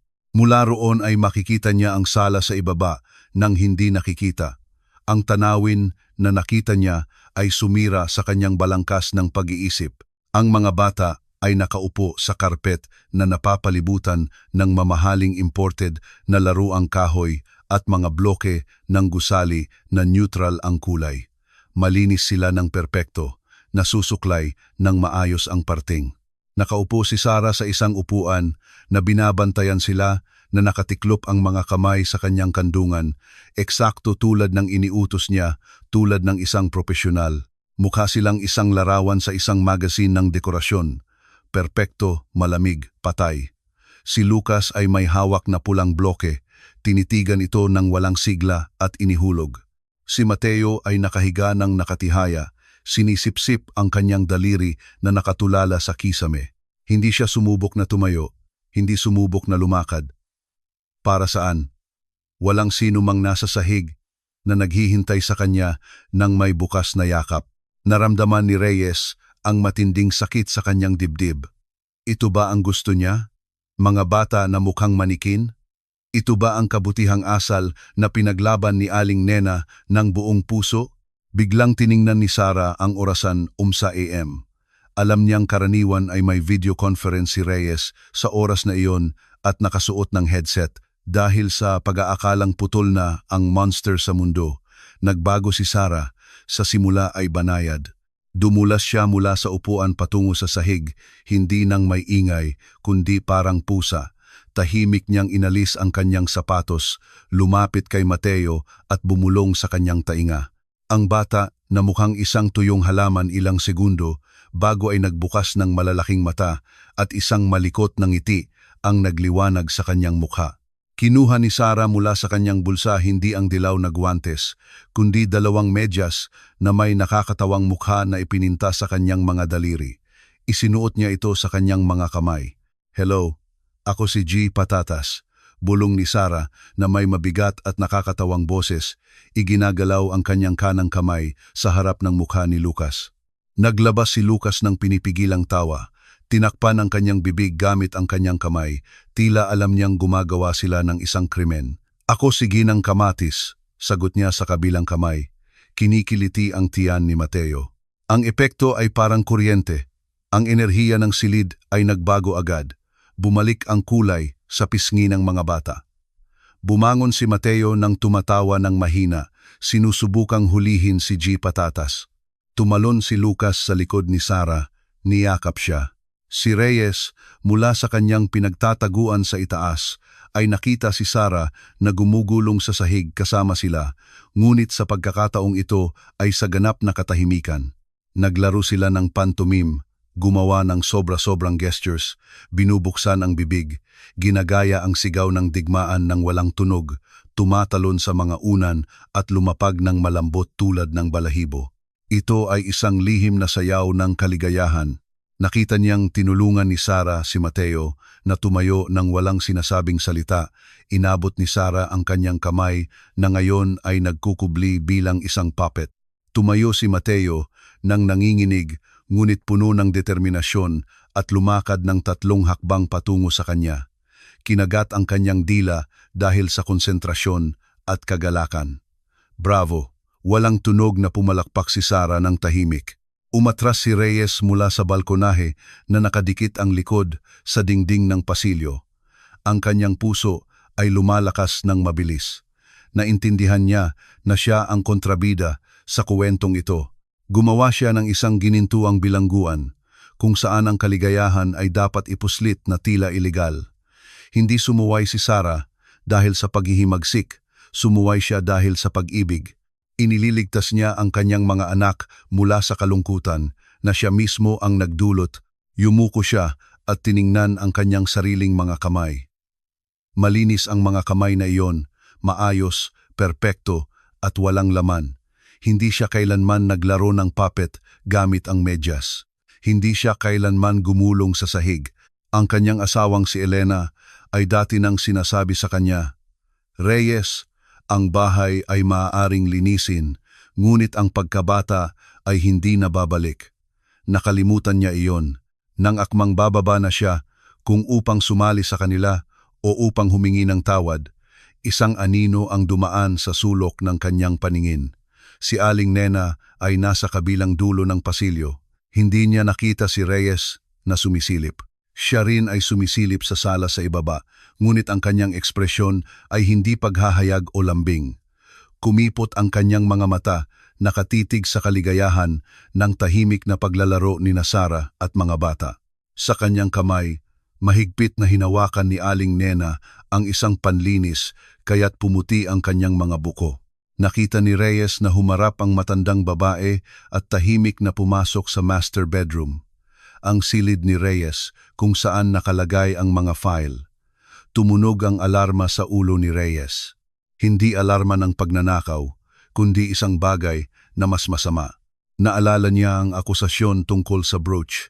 Naalala niya ang katiyakan na ipinakita ni Aling Nena habang humihingi na suriin ang bag. At ngayon, nakita siyang tahimik na pumapasok sa kanyang silid habang abala si Sarah sa ibaba, hindi bumaba si Reyes sa sala. Sa halip, inalis niya ang kanyang Italian leather shoes upang hindi maging maingay. Siya ay naging tahimik na mga ngaso na kailangan ng kanyang bahay. Naglakad siya patungo sa kanyang sariling silid, huminto sa harap ng doorframe, pinipigilan ang kanyang hininga. Ang nakita niya sa siwang ay nagpalamig sa kanya nang higit pa sa anumang nakaraang kahihiyan. Hindi naglilinis si Aling Nena. Nakatayo si Aling Nena sa harap ng bedside table na may maliit na velvet box kung saan niya iningatan ang gintong relo na pamana ng kanyang lolo at ang diamond brooch na di umano'y nawawala. Binuksan ng matandang babae ang kahon. Ang kislap ng brilyante ay kumurap sa dilim, ngunit hindi niya ito isinuksok sa bulsa upang nakawin. Hawak niya ito sa kamay, tinitigan ng may puot, pagkatapos ay lumabas sa silid, ngunit hindi patungo sa pinto palabas. Naglakad siya patungo sa aparador sa pasilyo kung saan nakasabit ang jacket ni Sarah at iniwan ang kanyang canvas bag habang nagtatrabaho. Naunawaan ni Reyes ang lahat sa isang segundo ng brutal na kalinawan. Walang pagnanakaw na naganap. Ang mangyayari ay isang bitag. Hindi gusto ni Aling Nena ang pera. Gusto niya ang pagkasira ni Sarah at siya ay malapit nang ipatupad ang huling yugto ng kanyang plano. Nang magsimulang makakita ng liwanag si Reyes. Naramdaman ng bilyonaryo ang isang bagong galit na naiiba, hindi ang mainit at reaktibong galit ng isang nasaktang ama. Ito ay isang malamig, kalkuladong at nakamamatay na galit ng isang negosyante na nakahanap na siya ay pinagtaksilan ng kanyang kanang kamay. Umatras siya sa mga anino ng pasilyo, pinayagan si Aling Nena na dumaan na hawak ang brooch patungo sa bag ni Sarah. "Gawin mo," bulong ni Reyes sa sarili. Ang kanyang madilim na mata ay nakatitig sa likod ng matandang babae. "Hukayin mo ang iyong sariling libingan, Aling Nena. Ngayon magtatapos ang tiraniya sa bahay na ito. Ngunit bago kumilos, kailangan niya ng tiyak na ebidensya. Kailangan niya na matupad ang krimen upang walang dahilan, walang nagkamali lang, walang luha ng buwaya mula sa 40 taon ng paglilingkod na katulong." Bumalik si Reyes sa kanyang opisina. Binuksan ang internal CCTV monitor na inakala ni Aling Nena na hindi niya kailanman nakita at pinindot ang record button. Nagsimula na ang digmaan para sa kaluluwa ng bahay na ito at si Reyes sa unang pagkakataon ay alam kung anong panig ang kailangan niyang ipaglaban. Ang screen ng monitor ay naglabas ng halos hindi marinig na electric hum, ngunit para kay G. Reyes ay parang sirena ng alarma. Mula sa dilim ng kanyang opisina, na ngayon ay naging isang emergency surveillance cabin, pinagmamasdan niya ang malabo, itim at puting larawan na ipinapadala ng kamera sa likod ng pasilyo. Ang kanyang kamay na nakapatong sa kahoy na mesa ay nakakuyom ng mahigpit kaya't pumuti ang kanyang mga buko. Sa monitor, hindi na si Aling Nena ang matandang babae na naghahain ng tsaa. Siya ay isang nagtatago na anino. Nakita ni Reyes na huminto siya sa harap ng built-in na aparador kung saan nakaimbak ang canvas bag ni Sarah. Lumingalinga ang babae sa magkabilang panig ng pasilyo. Isang likas na galaw ng pagiging guilty, tinitiyak na walang nakakakita. Hindi niya alam na sinusuri siya ng digital na mata ng kanyang amo mula sa itaas. Inilabas ni Aling Nena ang brooch mula sa kanyang bulsa. Sa pamamagitan ng screen, ang kislap ng brilyante ay isa lamang puting tuldok ng liwanag, ngunit kinilala ni Reyes ang hugis nito. Ito ay ang butterfly brooch na ibinigay niya sa kanyang asawang si Elena sa kanilang huling anibersaryo ng kasal.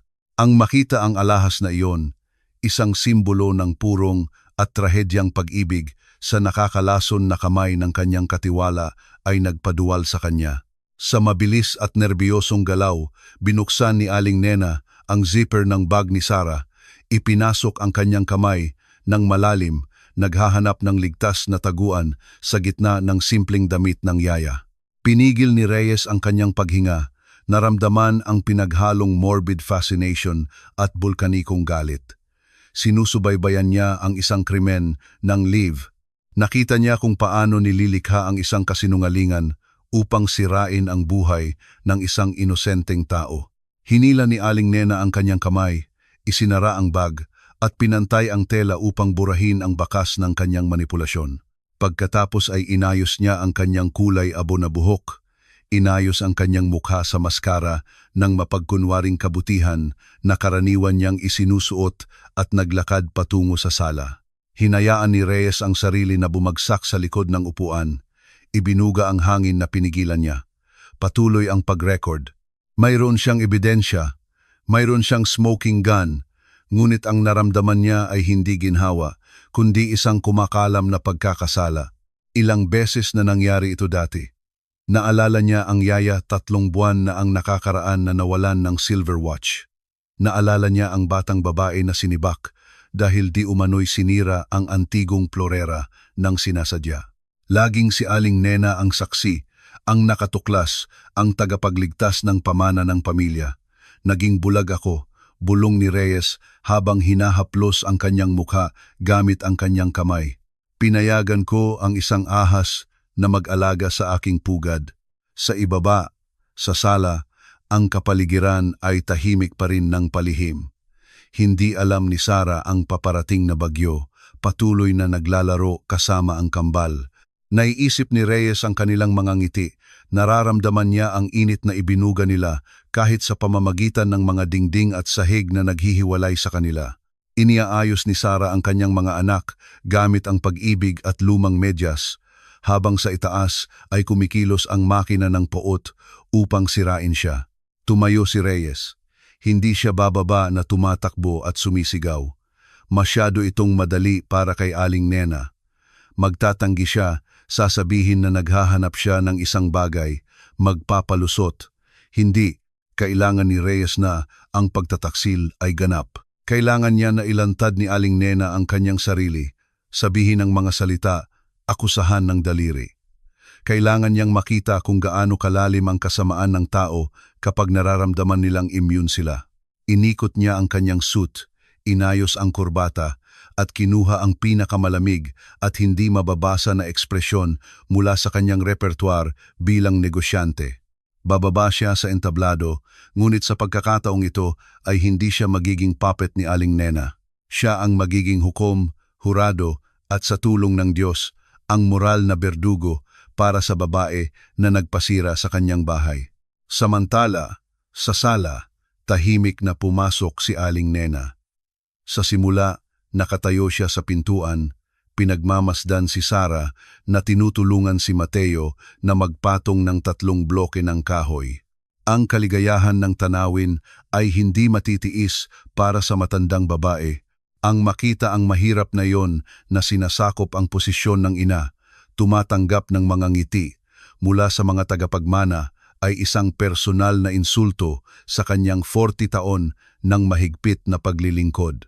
Masiyahan ka habang kaya mo pa, bata, bulong ni Aling Nena sa sarili habang hinahaplos ang kanyang walang laman na bulsa ng apron. Ang lugar na pinagbabawalan ng brooch. Dumating na ang taglamig. Huminga ng malalim si Aling Nena, pinupuno ang kanyang mga baga ng hangin para sa teatrikong sigaw na sisira sa harmonia. Ito na ang oras para kumilos. Ang sigaw ni Aling Nena ay hindi makatao. Ito ay isang hiyaw ng nasaktang sigal na idinisenyo upang putulin ang hangin at palamigin ang dugo. Sir Reyes, Sir Reyes, ang epekto sa sala ay agad. Ang tore ng bloke, nakakabuo lamang ni Mateo, nang may kahirapan ay gumuho ng labis na magulat ang bata. Si Lucas na tumatawa sa sahig ay agad umiyak sa takot sa nakakabinging volume. Si Sarah, na may likas na ugali ng isang sanay na magprotekta, ay dumulas pasulong, tinakpan ang 2 bata ng kanyang mga braso, nakatingin sa pinto nang nanlalaki ang mga mata, umaasa na makakita ng sunog o armadong nanghihimasok, ngunit nakita lamang niya si Aling Nena. Ang katiwala ay nakatayo sa gitna ng silid na nakahawak sa ulo, ginagaya ang isang nervous breakdown na karapat-dapat sa pinakamahusay na acting award. Ito na, sobra na ito. Sa wakas ay sumigaw ang matandang babae habang nakatingin sa kisame na tila nagmamakaawa ng banal na awa. Hindi ko na kayang manahimik. Hindi pumapayag ang aking konsensya. Lumitaw si Reyes sa tuktok ng hagdan. Bumaba siya sa mga hagdan ng dahan-dahan. Napansin ko na po ang mga bagay-bagay na nawawala, sir. Mga kutsara, tinidor. Ngunit ngayon ay sobra na. Naglilinis po ako sa bedside table nyo tulad ng ginagawa ko tuwing Biyernes at nakabukas ang asul na velvet box na iyon. Hindi kumurap si Reyes. Pinananatili ang kanyang tingin kay Aling Nena. Nakita ko po ang butterfly brooch. Sigaw ni Aling Nena habang inilalagay ang kamay sa kanyang dibdib. Nawawala na po ang brooch ng yumaong ginang Elena at ang tanging taong gumagala sa itaas habang kayo po ay nagtatrabaho ay siya. Nakita ko po siyang umakyat na, ang dahilan ay naghahanap ng malinis na tuwalya. Iyon ay isang malinaw na kasinungalingan. Hindi umakyat si Sarah sa buong araw. Bawal siyang tumapak sa 2 palapag maliban kung may direktang utos. Ngunit ang akusasyon ay lumulutang sa hangin, mabigat at nakakalason. Hindi po ako umakyat, sir, mabilis na sabi ni Sarah habang nakatingin sa mata ni Reyes. Hindi po ako lumabas sa silid na ito. Kayo po, sir, kayo po ay nasa itaas. Alam niyo po na hindi ako umakyat. Hindi sinagot ni Reyes si Sarah.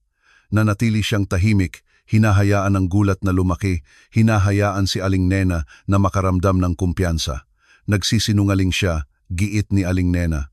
Parang mga daga sila, sir, gumagalaw sa anino. Ngunit sa pagkakataong ito, ay nahuli ko siya. Sigurado akong hindi pa niya naalis sa bahay. Dapat ay nasa mga gamit niya, handa nang kunin kapag tapos na ang kanyang shift. Hinihingi ko na suriin natin ang kanyang bag ngayon din para sa yumaong ginang Elena. Ang kambal ay umiyak nang walang kontrol, naramdaman ang agresyon sa hangin. Itinago ni Mateo ang kanyang mukha sa leeg ni Sarah, binabasa ang kanyang uniforme ng luha. Huwag na po, bulong ni Sarah at isang patak ng luha ng kawalan ng kapangyarihan ang dumaloy sa kanyang pisngi. Suriin na po niya ang mga gamit ko ng isang beses. Ilang beses pa po niya ako kailangang ipahiya. Hanggat kinakailangan hanggang lumabas ang katotohanan, sabi ni Aling Nena, at nang hindi naghihintay ng permiso, tumakbo siya sa aparador sa pasilyo kung saan naroon ang bag ni Sarah. Sumunod si Reyes ng dahan-dahan. Kinakalong ni Sarah si Mateo at hinihila si Lucas sa kanyang kamay. Sumunod din dahil wala siyang pagpipilian. Ito ay isang prosesyon ng libing patungo sa kanyang sariling sosyal na pagbitay. Marahas na hinila ni Aling Nena ang bag, inihagis ito sa sahig ng lobby. Buksan, sir, utos ng matandang babae. Buksan at tingnan niyo po ng sarili ninyong mga mata. Sino ang dinala niyo sa bahay na ito? Tiningnan ni Reyes ang bag, pagkatapos ay tiningnan si Sarah. Ang batang yaya ay maputla, nanginginig mula ulo hanggang paa. Sir, sumusumpa po ako sa buhay ng aking ina. Wala po akong anumang bagay, pakiusap ni Sarah. Nabasag ang kanyang boses. Gusto ko lang po alagaan ang mga bata. Hindi ko po gusto ang inyong alahas. Hindi ko po ito kailangan. Iyan ang sinasabi ng lahat ng magnanakaw, hatol ni Aling Nena. Yumuko si Reyes. Ang kanyang maayos na kamay ay dumampi sa luma ng canvas. Dahan-dahan niyang binuksan ang zipper. Ang tunog ng zipper na pumunit sa katahimikan ay hindi matitiis. Sumandal si Aling Nena ng pasulong na may ngiti ng pating, umaasa sa kislap ng tagumpay. Ipinasok ni Reyes ang kamay, inalis ang mga damit at ang kanyang mga daliri ay humawak sa malamig na metal at matigas na bato. Dahan-dahan niya itong inilabas. Ang butterfly brooch ay kumislap sa ilalim ng ilaw ng lobby. Ang mga brilyante ay kumurap nang may ironic na kalinisan sa gitna ng napakaraming moral na dumi. Ayan na, sigaw ni Aling Nena na puno ng tagumpay, itinuturo ang daliri na tila isang espada. Ayan na, alam ko na. Magnanakaw. Nagnakaw siya sa patay. Naglabas si Sarah ng hininga ng gulat. Tinakpan niya ang kanyang bibig gamit ang kanyang kamay, binitiwan ang mga bata ng isang segundo. Umatras siya hanggang sa dumampi sa dingding. Hindi, bulong ni Sarah na umiling ng may mga mata na puno ng takot. Ito na, sabi ni Reyes. Lumapit sa kanya ng walang awa. Ang kailangan nating desisyon ngayon ay kung aalis ka sa bahay na ito nang nakalakad o sa patrol car ng pulis. Dumating na ang rurok, ngunit hindi tulad ng isinulat ni Aling Nena. Ang banal na hustisya ay kakapasok lang sa lobby at nakasuot ng suit at kurbata. Ang telepono ay patuloy na nagpe-play ng video ng paulit-ulit, nagpapakita ng pagtataksil sa itim at puti. Tinitigan ni Aling Nena ang screen, na tila ito ay isang salamin na nagpapakita ng kanyang bulok na kaluluwa. At sa unang pagkakataon sa ilang dekada, wala siyang agarang sagot, walang matalim na kasinungalingan, walang mapagkunwaring dahilan. 40 taon, bulong ng matandang babae, nanginginig ang boses hindi dahil sa pagsisisi, kundi sa walang magawa na galit. Ibinigay ko ang 40 taon ng aking buhay para sa pamilyang ito. Nilinis ko ang inyong kalat, Iningatan ko ang inyong mga sikreto at gusto nyo akong paalisin dahil sa isang piraso ng metal, dahil sa isang murang bagay. Ibinulsa ni Reyes ang telepono ng dahan-dahan. Ang kalmado na naramdaman niya ay nakakatakot. Maging para sa kanyang sarili iyon ang kalmado ng isang taong nakaligtas sa isang paglubog ng barko at nakakita ng baybayin. Hindi kita pinaalis dahil sa metal na iyan, Aling Nena, sabi ni Reyes habang lumalapit sa pangunahing pinto at binuksan ito ng malawak. Pumasok ang hangin ng gabi sa malamig at malinis na lobby. Pinaalis kita dahil sinubukan mong sirain ang isang inosenteng tao upang pakainin ang iyong ego. Pinaalis kita dahil ginawa mong diktadura ang aking pagdadalamhati. Pinaalis kita dahil sa pagsubok mong protektahan ang aking bahay, ginawa mo itong bilangguan. Tumayo ng tuwid si Aling Nena. Kung siya ay mahuhulog, hindi niya gagawin iyon nang nakaluhod. Tumigas ang kanyang mukha, ibinabalik ang maskara ng aristocratic arrogance na ginaya niya mula sa kanyang mga dating amo. Ginawa ko ang ginawa ko para sa kapakanan ng inyong mga anak. Nilura niya ang mga salita, pinapantay ang kanyang apron gamit ang galit na kamay. Ang babaeng iyon, ang walang kwentang iyon, sisirain niya ang mga bata, gagawin niya silang mahina, malambot tulad niya. Akala niyo po nagtagumpay kayo, Sir Reyes, pero maiiwan kayong mag-isa sa kaguluhan. Kapag lumaki ang mga batang iyon at hindi alam kung paano umasta sa lipunan, maaalala niyo ako. Mas gugustuhin ko silang maging masaya kaysa maging magalang tulad mo, sagot ni Reyes habang itinuturo ang dilim ng kalsada. Umalis ka. Mayroon kang 10 minuto para kunin ang iyong mga gamit mula sa aking ari-arian. Kung sa loob ng 11 minuto ay nandito ka pa rin, tatawagan ko ang guwardiya at ipapakita ko sa kanila ang video na ito. At maniwala ka, hindi gusto ng mga hukom ang mga magnanakaw ng alahas, gaano man sila katanda. Nandidiri si Aling Nena. Naglakad siya patungo sa pinto. Ang kanyang matigas na sapatos ay umalingaw-ngaw sa huling pagkakataon sa marmol na napakadalas niyang pinakintab. Nang marating niya ang pintuan, huminto siya at lumingon. Ang kanyang mga mata ay 2 balon ng kapaitan. Hindi kailanman papayagan ito ng yumaong ginang Elena. Ibinato niya ang kanyang huling nakakalason na pana. Naramdaman ni Reyes ang suntok, ngunit sa pagkakataong ito ay hindi siya dinugo. Ang yumaong Elena, sabi ni Reyes nang matatag ang boses, sisibakin ang sinumang magpapaiyak sa kanyang mga anak. Paalam, Aling Nena. Lumabas ang matandang babae sa gabi nang hindi lumilingon. Isinara ni Reyes ang pinto. Ang tunog ng paglak ng seradura ay umalingaw-ngaw sa buong bahay. Isang huling tunog. Ang katahimikan na sumunod ay hindi ang nakakasakal na katahimikan tulad ng dati. Ito ay ang katahimikan ng kawalan. Isang espasyo na nilinis. Nawala na ang anino, ngunit hindi pa tapos ang krisis. Ang pinsala ay nagawa na. Umakyat si Reyes sa hagdan. Naramdaman niyang mabigat ang kanyang mga binti. Bawat hakbang ay isang akusasyon. Pinayagan niya na mangyari ito. Naging kasapakat siya sa pamamagitan ng pananahimik. Dumating siya sa pasilyo sa 2nd palapag. Nakasarado ang pinto ng silid ng mga bata. Mula sa loob ay hindi narinig ang histerikal na iyak, kundi isang bagay na mas nakakasakit ng puso. Isang malambot at nanginginig na bulong. Idinikit ni Reyes ang kanyang tainga sa kahoy. Tulog na, tulog na. Kung hindi matutulog, kakagatin ng lamok. Kumakanta si Sara. Ang kanyang boses ay nabasag ng pinipigilang luha.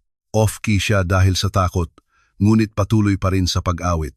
Kahit na sa sandaling akala niya ay aarestuhin siya, mawawalan ng reputasyon at kalayaan, ang kanyang prioridad ay manatiling pakalmahin sina Lucas at Mateo. Isinandal ni Reyes ang kanyang noo sa pinto. Naramdaman niya ang tusok ng sakit sa dibdib na napakatulis kaya't kinailangan niyang ipikit ang kanyang mga mata.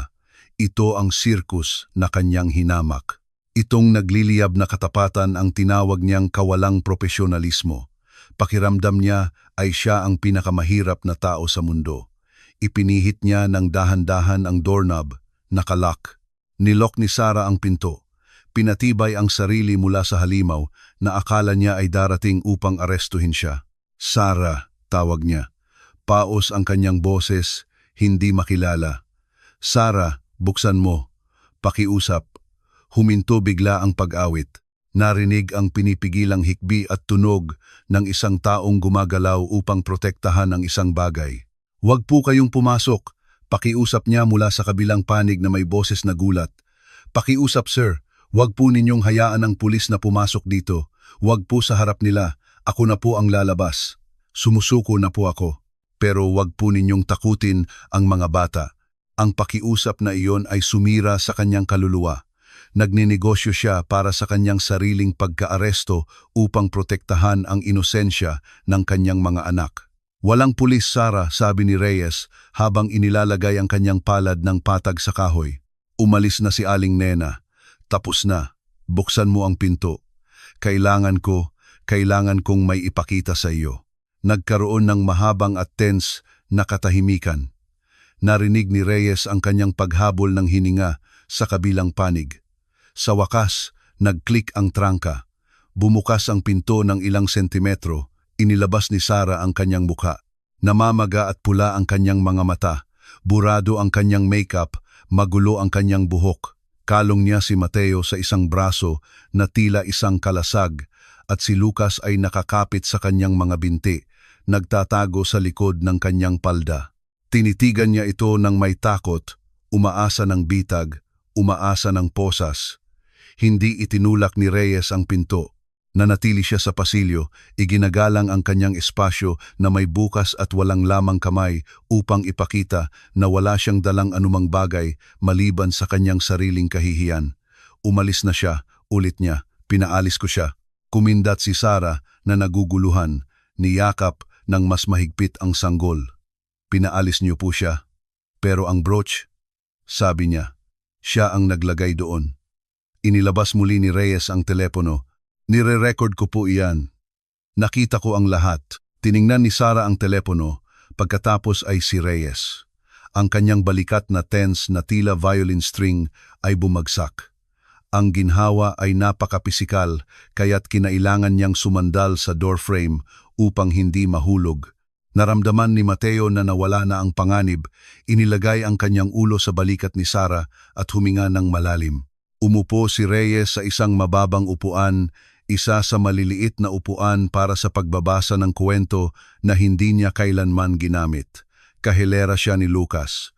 Sarah, sabi ni Reyes na nakatingin sa kanyang magkakaugnay na kamay, huwag kang hihingi ng tawad sa akin. Kailanman ay huwag kang hihingi ng tawad sa akin. Itinaas ni Reyes ang kanyang tingin. Ang kanyang mga mata na karaniwan ay malamig at analitikal ay basa na ngayon. Nakita ko ang video ng pagnanakaw, oo, ngunit pagkatapos niyon ay patuloy akong nanood pa. Sarah, bahagyang tumigas si Sarah. Suriin ko ang mga recording noong nakaraang linggo. Ang mga araw na naglalakbay ako at akala mo ay mag-isa ka, yumuko si Sarah sa kahihiyan. Sir, alam ko po na sumasayaw kami sa kusina at pinayagan ko si Lucas na kumain ng ice cream sa karpet. Nilinis ko po iyon. Sumusumpa po ako. Hindi ko po nakita ang mancha. Sarah, putol ni Reyes nang malambot ang boses. Nakita ko ang aking mga anak. Inilabas ni Reyes ang kanyang tablet na dinala niya mula sa opisina at binuksan ito. Ang asul na liwanag ay nagpaliwanag sa kanyang pagod na mukha.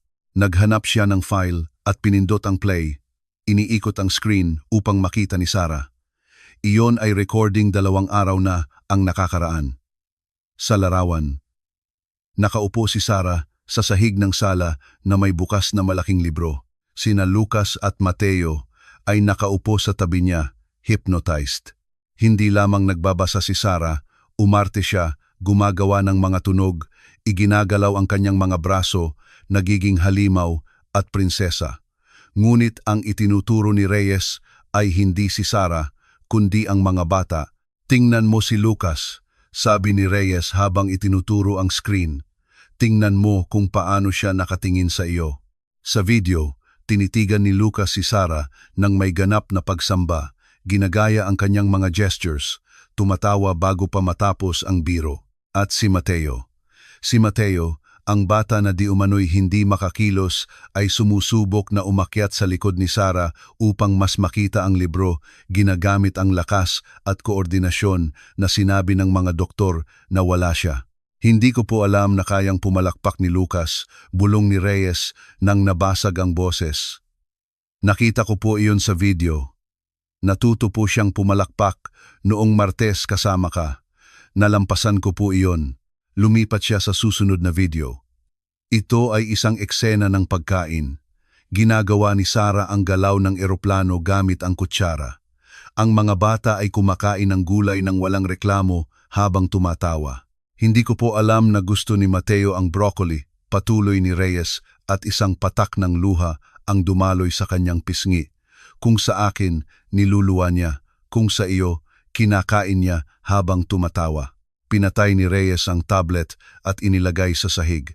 Tinakpan niya ang kanyang mukha gamit ang kanyang mga kamay. Ang pader ng yelo ay tuluyang gumuho. Ang bilyonaryo, ang lalaking bakal, ay nagsimulang umiyak. Tahimik na malalim na iyak na nagpagalaw sa kanyang balikat. Akala ko binigyan ko sila ng lahat, hikbi ni Reyes. Ang pinakamagandang bahay, ang pinakamagandang damit, ang pinakamahusay na doktor, at ikaw, dumating ka na may guwantes na goma at lumang medyas at binigyan mo sila ng tanging bagay na hindi ko kayang ibigay. Buhay. Nanatiling nakapako si Sarah. Hindi pa niya nakikita ang isang taong kasing lakas niya na gumuho ng ganito. Ang likas na ugali na nagpapakita sa kanya na alagaan ang mga bata ay na-activate para sa ama. Lumapit siya ng dahan-dahan, nag-aalangan. Sir, mahal niyo po sila, sabi niya ng malumanay. Iyon po ang mahalaga. Ang pag-ibig ay maaaring matutunan. Tulad ng paglalakad ni Mateo, kailangan lang mawala ang takot na humiga sa sahig. Itinaas ni Reyes ang kanyang pula at basa na mukha. Tiningnan niya si Lucas na lumalapit, nag-usisa na makita ang kanyang ama na umiiyak. Ang bata, na may purong empatiya ng pagkabata, ay inabot ang kanyang maliit na kamay at hinawakan ang tuhod ni Reyes. Papa, masakit, sabi ni Lucas. Iyon ay parang bala sa puso. Oo, Lucas, masakit dito kay Papa, sabi ni Reyes, habahawakan ang kanyang dibdib. Nang hindi nag-iisip, gumawa si Reyes ng isang bagay na hindi niya ginawa mula ng libing ng kanyang asawa. Dumulas siya mula sa upuan at umupo sa sahig sa karpet, kahilera ng kanyang anak at ng yaya. Hindi siya nag-alala sa kanyang 500,000 pisong pantalon ng suit na magugusot. Hindi siya nag-alala sa dignidad.